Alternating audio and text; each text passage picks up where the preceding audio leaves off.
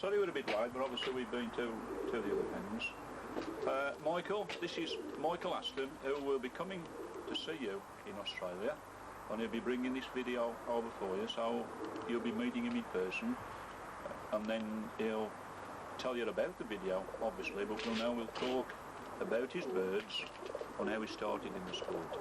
Hey Michael, I know you've been in the sport a good many years, and I know your father was in the sport a good many years. So can you tell me when you was a little lad and when you got involved in tipplers? Well, we've always had pigeons in the house. My dad's had an old friend when he was 11 and he was 18 when he died. And they've always been there, like. And through the years, my dad's had races, tipplers, tumblers. But eventually, like I say, I've always come back to the tipplers.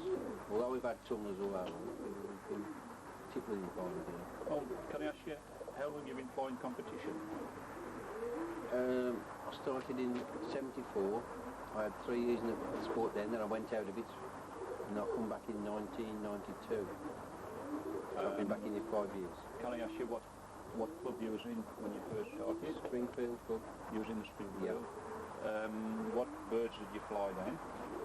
I flew Bowdens then. A Bowden bird? Yeah. Did you find them big bird, little bird? Did they fly well? Or? I thought they was big birds and I always found they flew well. But where I used to fly them before was that many got tumblers and it wasn't the proper position for flying tipplers, so I couldn't do the birds justice. So what you're saying, there was a lot of tumbler flies around you, oh, God, and it hampered the birds? Yeah, because if you've got a decent job, I mean, it's easier than if you're flying with everybody going down, because when you're training, the attractions to go down is unbelievable. But it surprised me, because I've known you for a good many years, and I've known your dad a good many years. You've always been a tumbler man. We know this with your droppers, which we'll talk about in a moment. You've been, how long have you been in the Woollinall Club? 5 years. 5 years now. And Michael changed his breed then. He's got a breed of pigeons there. There's a lot of what you may consider coloured birds, pretty birds, but I can assure you they can fly. They're one of the new breeds what have been bred probably over the last 15 years by Colin Bristow. It is a breed, I think you've got to take your hat up to him and say this is Colin's breed, and I know Michael has fled them very well over the last 4 or 5 years. He's one of our top prize winners, I would say, over the last 5 years with Colin's birds. Can I just have a look at that particular photograph, Michael? Now this particular photograph is of Michael's best kit. Quite enjoy.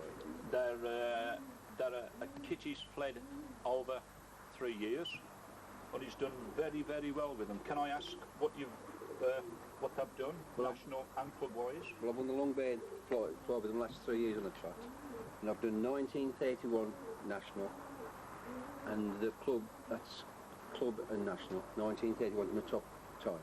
But I've done 19 hours with them this year, third national again, and I got 2 third nationals last year and 2 club records with them, and I'm really pleased with it. But this end especially, I've had since I've been flying in 3 years, when I added another kit, I had 3 national prizes with that end there as well.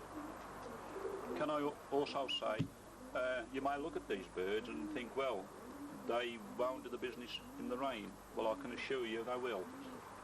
One of our late young bird national flies this year, we was all down, and we came to Michael's thinking Michael was down, and it was absolutely pouring down, and them birds were still flying, and he could not drop them. So I can assure you, those people who say a light feathered bird, a light coloured bird, the rain affects them. In this particular case, they didn't. So you won't see a prettier kit than that, but they have been an exceptional kit, and I think Michael's very, very proud of them. Right, Michael, can I just say now, can I go back a bit with Michael and say he's always been involved with tumblers. On them particular tumblers I'm going to ask Michael to call on the floor, because you don't see many tumblers and he uses them as droppers. So could you just bring them down, Michael? Come on. Come on.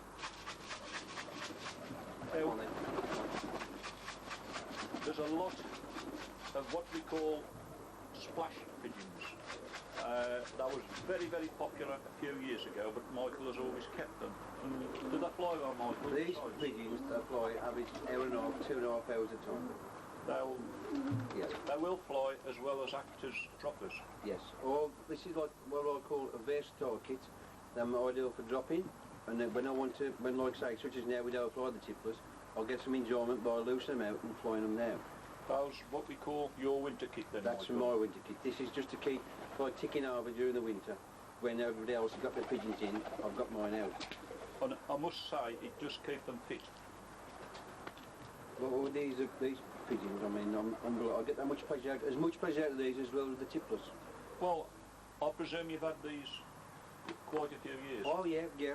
Very, or like I say, these when I come before, always had, when I come out the tipplers flying, I've always had the tums as well. And as you can see, I used to have all these sorts, just for almonds. But of course, I had around here, I got thieves and had them pinched twice, so I got a bit disillusioned, and that's when I went back to the tipplers. Well, if you've got any of these particular birds in Australia, they do make good flyers and good droppers. These pigeons, I'm very versatile, like I say, them all round just from me.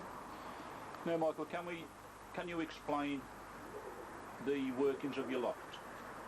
Can you tell me how it works? As you can see, again, looking at Tex's setup to this setup, we've got a different setup. It's basically probably the same as my setup. But Michael hasn't got the flights on the front. He works everything from his loft. So if you can just explain why you haven't got no flights on the front. Well, I've got no flights because basically this was just a tumbler pen. This was the original pen. This was a racing shed turned round, and that was built onto it. But this was just for tumblers. But now, hopefully next year, when I come back from Australia, I'm going to have a new shed and have it designed like all the tipper flights, with a flight on the front and so forth. But at the moment, this was a shed, wasn't meant for tippers, but I've just converted to the use for tippers. So, and I've got it into 4 sections at the moment. I've got the section where I breed up, but at the moment, the boxes out, because I'm having new boxes in, I've got my cocks in there, my flying cocks and my stock cocks. Yes. And then in the second section, I've got the ends, my flying ends and my stock ends. So. Well, we'll have a look at those in a moment, Michael. Can you just show me the workings of your trap? Because up to yet, we've all had different traps, but they all do the same job. So can you tell me how many lights you've got and how they work?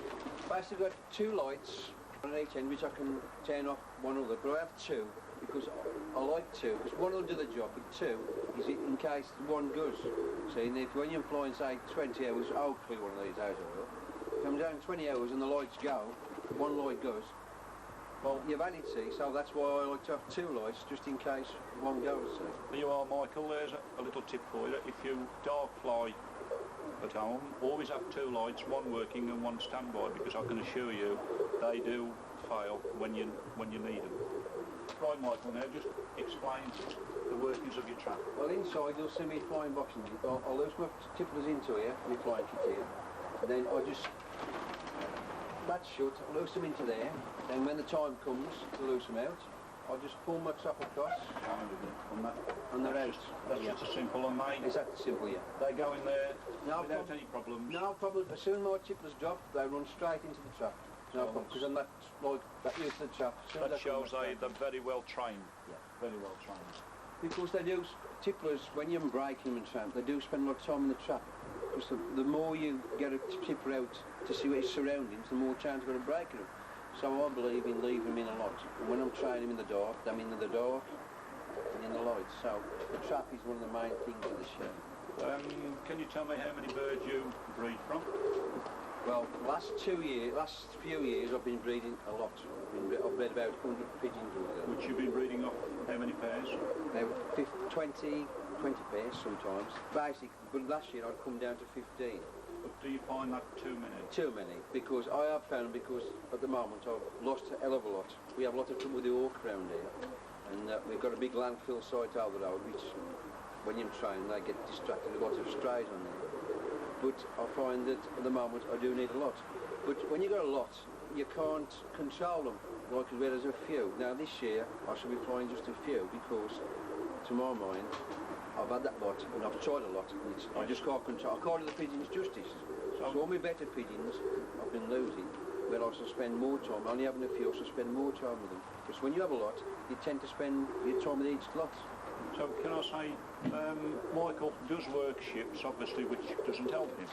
So obviously, he's got, again, if you work, you've got to work your pigeons in between your job. Can I ask you how many pairs you'll be down to this year? This year, hopefully, it's 10. And you're still, so he's basically going to halve his breeding birds, and also at the same time, he'll probably still keep as many birds. So, because you keep a lot of birds doesn't mean as you get more success. And you found that, Michael, in the past? Oh yes, of course it does. I mean, I would say I've had one kit there which perhaps I could fly every year, I'm guaranteeing. But it's like we all, I'm getting older. That's right. Yeah. So I've got to get something to replace them. And hopefully this time I can get a few decent kits. So I'm going to loan one, because if anything happened to the kit or on the day of the flight was bad, I've got no more to lose out. So hopefully it's best to have several kits trained up, so if one's bad or the Vortex one, you can always replace it. But I've been very lucky with those. And can I say, Michael flies within, probably there's 4 or 5 flyers around Michael, within probably an area of about 1.5 miles, which in Australian terms, that's very, very close, because I know where you are, Michael. You're miles and miles apart, but our club is probably, we have about probably 14 flyers within probably a 7-mile radius, which takes some believing in Australia, but that's so. Right, Michael. Now, can we look in your end section, and we'll have a talk about that.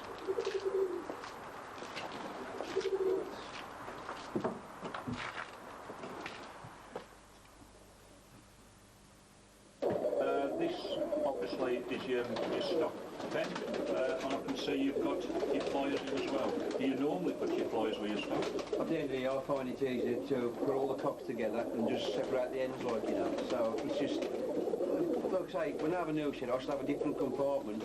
So I should have a compartment for the stock and a compartment for the flyers. But at the moment, it's just, I find it convenient for me to just put them all together. Now, you won't see more prettier pigeons on this video than what you see here. And again, as I say, they're in good condition, very good condition. And Michael likes, it's nice, I presume that fly flies, Michael, that fly eye. Oh, these are high flies, yeah. And of course, when the sun's out, it's a pleasure to see them. It's beautiful. I mean, as far as I'm concerned, I mean, these are as good as anything I could go fly, you know. Yeah, you're quite happy. Oh, I'm very happy with these. But like I say, but I've got one different. I've got a Bowden cross there. I had one off Jimmy McDonald. Which is that play there? And I've got one of Collins, Cox, and I've had that pigeon over them, and that pigeon is one of my best as well. And that's, as you can see, that's a different breed to the rest. But it is.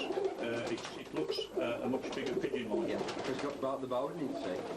Well, will you have all these birds at the start of next year for breeding, or has there a few got to be sorted out? Oh, there's some sorted out, and basically, I'd say I've got 10 flying cocks in here, and there's one or two I should probably shift later on, but at the moment I've just kept them just in case I haven't made my mind up yet. I'm just going to put 10 up. But while there's no box in this one, I'm having new boxes built in again. Of course, the box I had last year, I had a change of boxes, and they didn't suit me, so I'm going to try some more boxes across here, and I'm just having the 10 pairing. It's funny you say that, Michael. I always find the Tippler flyers always tend to alter their pens. Although you've had the pen a long time, probably the same as me, and text, there's always some alterations to them. And you're never too old to learn. There's always parts got to be moved, and which is hopefully will make it better for you and the birds. Well, hopefully, like I said, when I have that new shed next year, that's the last time I'm going to have to alter it. And I just hope I've got a shed which I can use basically every year, and it's got everything I want.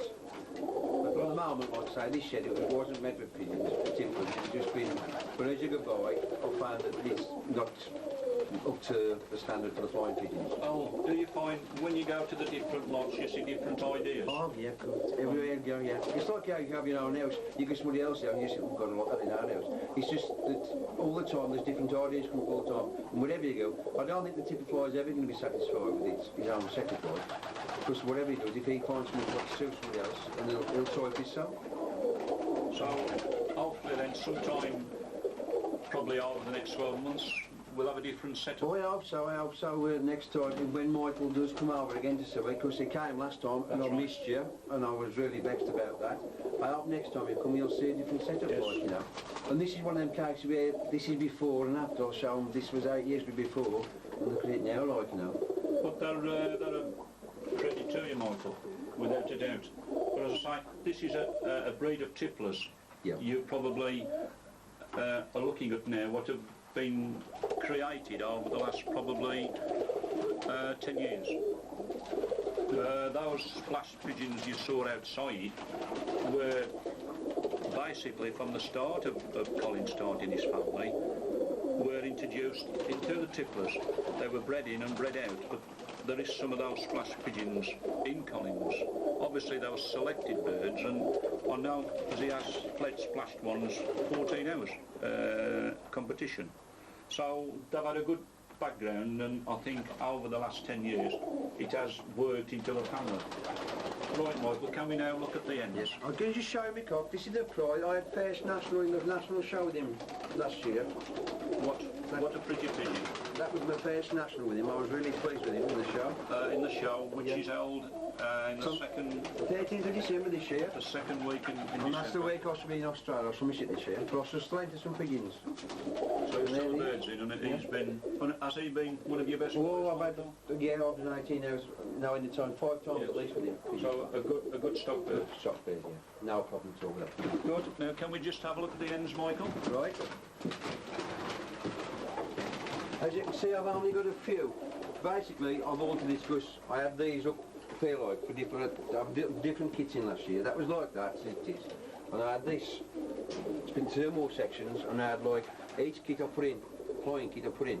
But in the end, I found that was no good, and I got too many pigeons, so I've changed it around again. So this was like that up to a few months ago.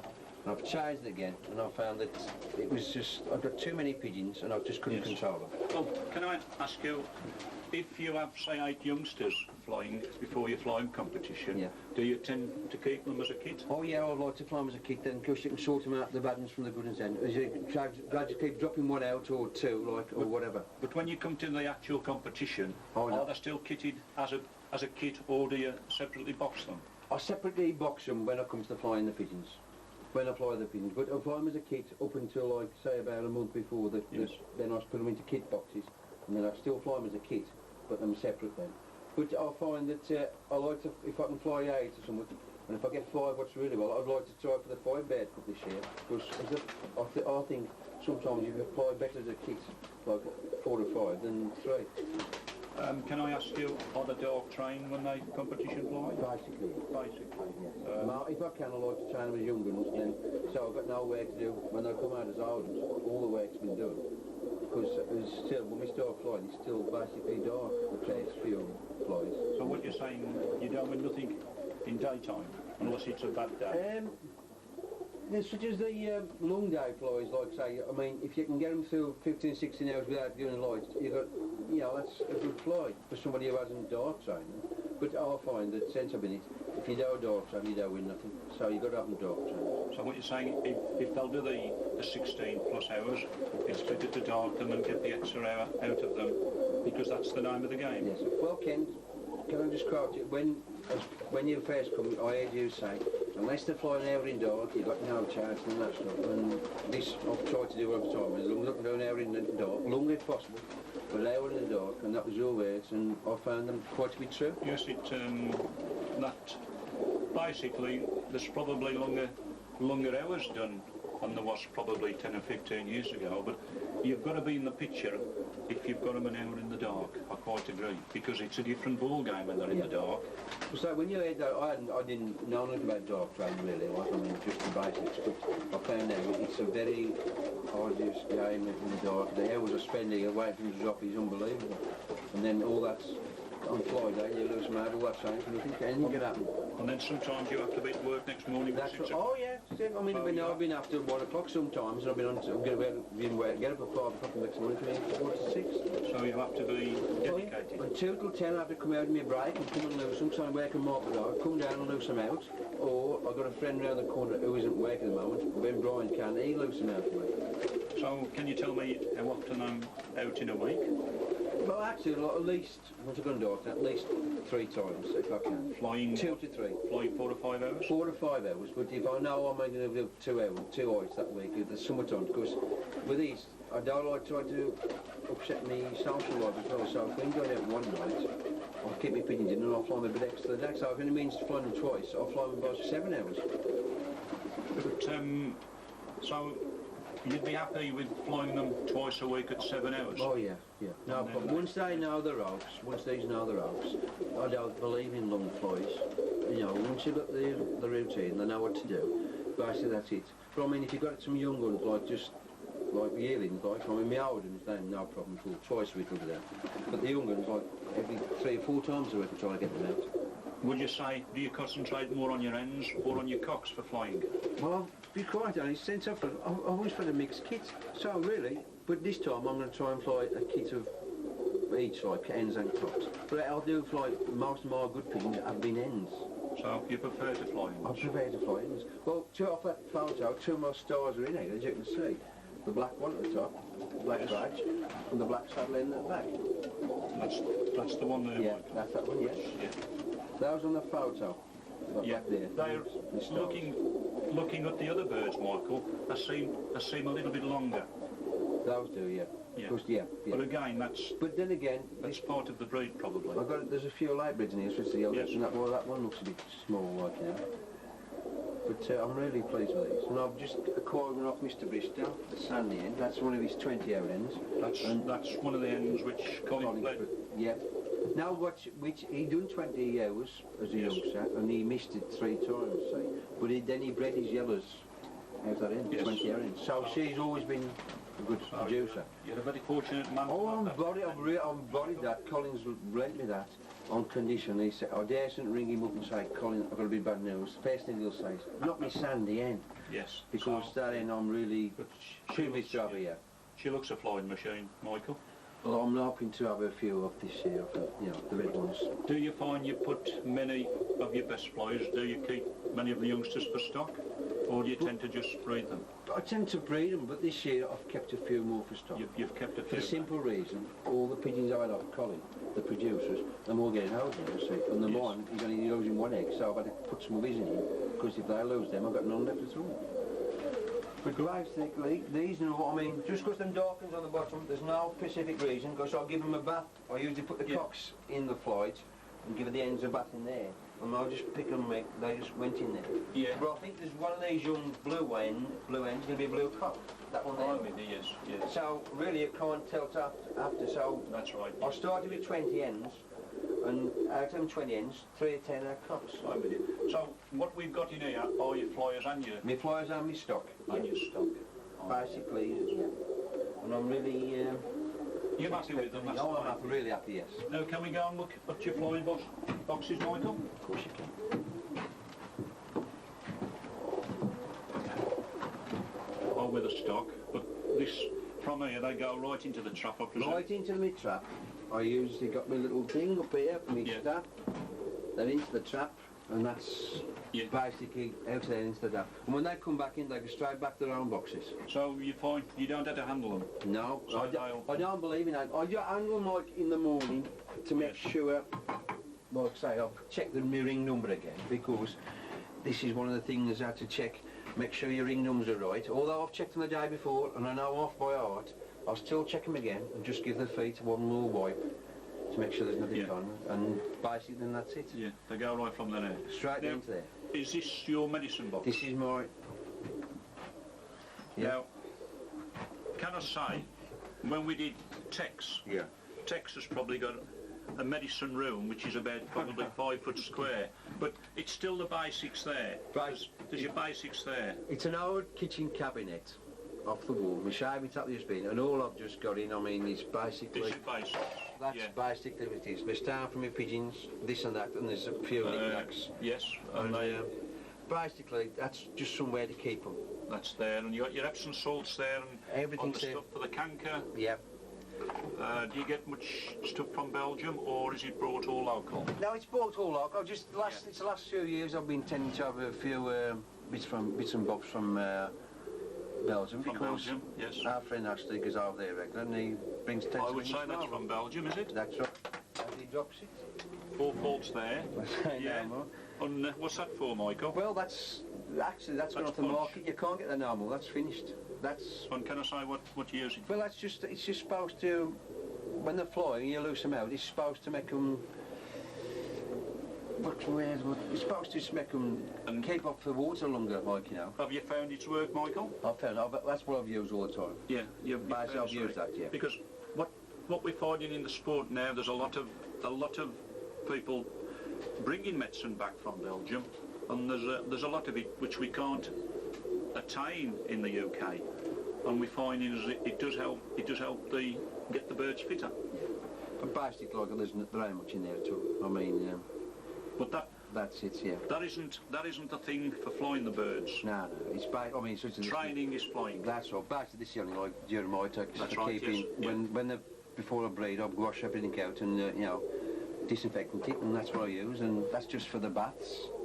Yes. And that's some stuff, potash for the bats, and this is just basics, the least things, like, you know. I mean, there's nothing there I can hide, not like that Mr. Brooks. You know, I seen all what he's got made on, he's seen half of it. As you say, this shed, they should have been on these boxes, there should have been another 3. Yes. But I had it cut off to accommodate that X section there, make it big enough for it. But we should have had more because you can't have enough flying boxes. I've got 12 there, but basically I reckon the other 3 which I cut off at the 8 foot would have been just right. So the more the merrier. If you've got 3 birds on that good right. kit, you That's only right. need 3 boxes. That's right. I agree. Well, Michael, can I thank you for allowing us in your office this morning, It's been a pleasure. and I hope your stay in Australia with Michael will be really enjoyable. I'm just looking forward to seeing him, and I'm just vexed I wasn't here last time, like, you know. Now when he comes over again, that he can see a new setup. Good. Because I've been around all the sheds and I've got to pinch all their ideas. So hopefully I'm hoping to have a super duper shed. And now that's it, and I'm going to patent it. I've picked everybody's brains. Thank you, Michael. Thank you, it's been a pleasure.